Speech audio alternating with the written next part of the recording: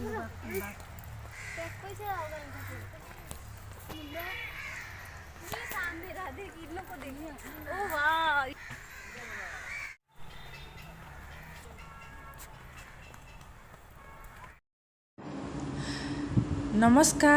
মোৰ চেনেললৈ সকলোকে স্বাগতম জনাইছোঁ আশা কৰিম ভিডিঅ'টো সম্পূৰ্ণকৈ চাব যিসকলে মোৰ আগৰ ভিডিঅ'টো চাইছে গম পাব যে আমি গৰমৰ বন্ধত চিৰিয়াখানা গৈছিলোঁ আৰু ভিডিঅ'টো দি আছিলোঁ যদিও এটা ভিডিঅ' দীঘল হয় বাবে মই দুটা কৰিলোঁ নেক্সট ভিডিঅ'টো দিওঁতে মোৰ লেট হ'ল কাৰণ মোৰ মোবাইলটো অকণমান বেয়া হৈছিলে মই মোবাইলটো ঠিক কৰি গোটেইখিনি এডিট কৰালৈকে মোৰ অলপ লেট হৈ গ'ল কোনো কথা নাই এতিয়া ভিডিঅ'টো সম্পূৰ্ণকৈ চাব এয়া যে দেখিছে এয়া সাপৰ ঘৰ এইটো স্নেক হাউচ আৰু ইয়াত বিভিন্ন ধৰণৰ সাপ আছে আমাৰ 7-8 বিধমান বেলেগ বেলেগ মানে প্ৰজাতিৰ সাপ আছে এনেতো ভয় লাগে ওচৰৰ পৰা ইয়াত ওচৰৰ পৰাই চাব পাৰি হ'লেও ইমানো ওচৰ নহয় আৰু গ্লাছৰ ধুনীয়াকৈ বক্স বনাই দিয়া আছে আৰু আপোনালোকে দেখিছে একদম বক্সটোৰ কাষলৈকেও যাব নিদিয়ে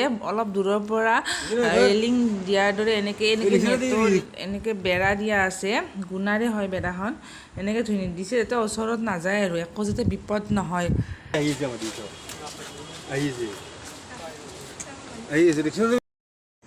গৈ চাই ভালেই লাগিল বিভিন্ন ৰূপত আমি দেখিলোঁ গৈ থকা ছালটো চেঞ্জ কৰি থকা খাই থকা শুই থকা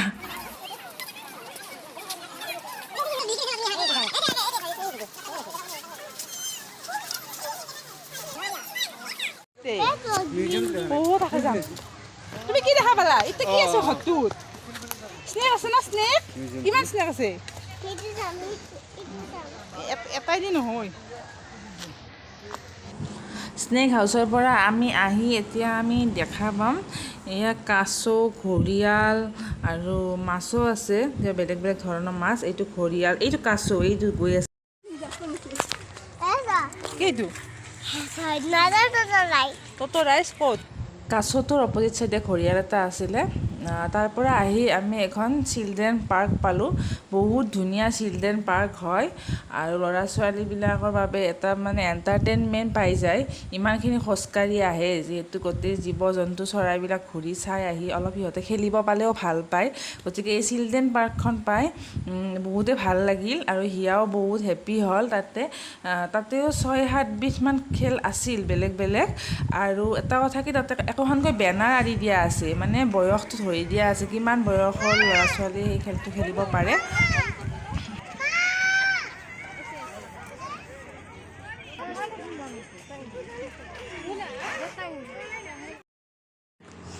চিলড্ৰেন পাৰ্কখনৰ পৰিৱেশটো বহুত ধুনীয়া এটা সেউজীয়া পৰিৱেশ আৰু লগতে চাফা আপোনালোকে দেখি গমেই পাইছে কিমান চাফা বহুত চাফা হয় গতিকে গৈ ভাল লাগিল আপোনালোকেও আহিব পাৰে যিসকলে আহি পোৱা নাই আৰু যিসকলে এই গুৱাহাটীত থকা এই চিৰিয়াখানালৈ আহি পোৱা নাই তেওঁলোকৰ বাবে সুবিধা হ'ব বুলিয়ে ভিডিঅ'টো বনালোঁ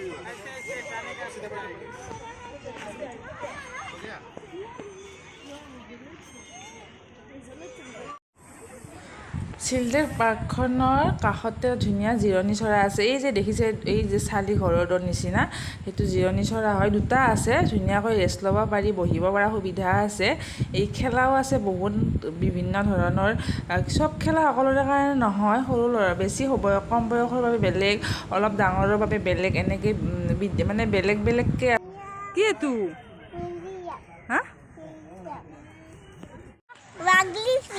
ক'ত আছে পাপাৰ কামটো ভাল হৈছে দেই বাৰে বাৰে মোক ধুই দিয়া ফটি ধুই দিয়া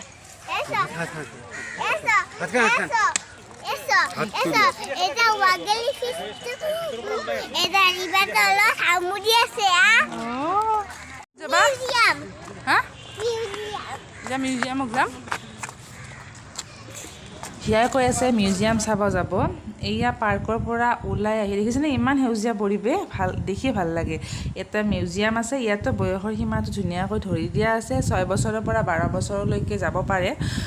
মানে যাবতো সকলোৱে পাৰে, কিন্তু 6ৰ পৰা 12 বছৰৰ ল'ৰা ছোৱালীৰ বাবে এইটো উপযুক্ত হয়। আৰু ভিতৰত কেমেৰা ইউজ কৰিব নিদিয়ে, সেইবাবে মই ফটো ভিডিঅ' একো ল'ব নোৱাৰিলোঁ, কিন্তু আহি বহুত ভাল লাগিল।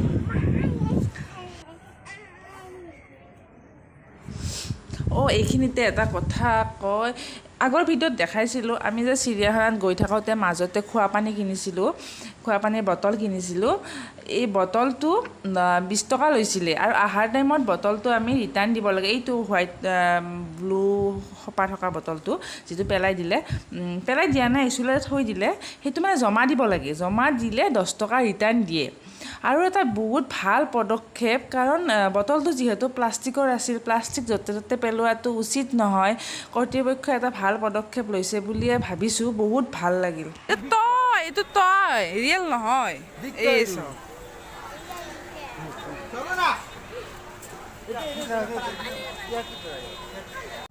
সেয়া এই হাতীটো লাৰিব পাই বিৰাট ফূৰ্তি পালে। তাৰপিছত ওলাই আহি ভিতৰতে এইখন হোটেল আছে, কেণ্টিন টাইপ, ইয়াতো খাব পাৰি। আমি কিন্তু ভিতৰত নাখালোঁ, বাহিৰতে খালোঁ। আমি পিছত ওলাই আহিলোঁ, তাই এনেকৈ হাতীটোৰ লগত খেলি আছিলে। যেতিয়া গম পালে এইটো মানে ৰিয়েল হাতী নহয়, বনোৱা হাতী, তাই তাৰপিছত নেৰায়ে হ'ল। সেইটোৰ লগত ফটো উঠিলে, খেলিলে। এই ল'ৰা ছোৱালীবিলাকৰ এই যে সুখখিনি আচলতে বহুত ভাল লাগে চাই। তাৰপিছত আমি ওলাই আহিলোঁ। মোৰ পিছফালে যে দেখিছে আইচক্ৰীমৰ দোকানখন, সেইখন দেখি হিয়াই হাহাকাৰ লগাই দিছে একদম, আইচক্ৰীম লাগে। তাৰপিছত আইচক্ৰীম বাৰু আমি দুয়োটাই খালোঁ, তাইও খালে ময়ো খালোঁ। আইচক্ৰীমৰ কথা তাই মাজে মাজে কৈ থাকে, তাই আইচক্ৰীম খাব বিচাৰে, যদিও আমি তেনেকৈ নিদিওঁ, যিহেতু চৰ্দি কাহ বা জ্বৰ এইবিলাক হৈয়ে থাকে প্ৰায়। তথাপি দিলোঁ আৰু মনটো বেয়া কৰিব বুলি।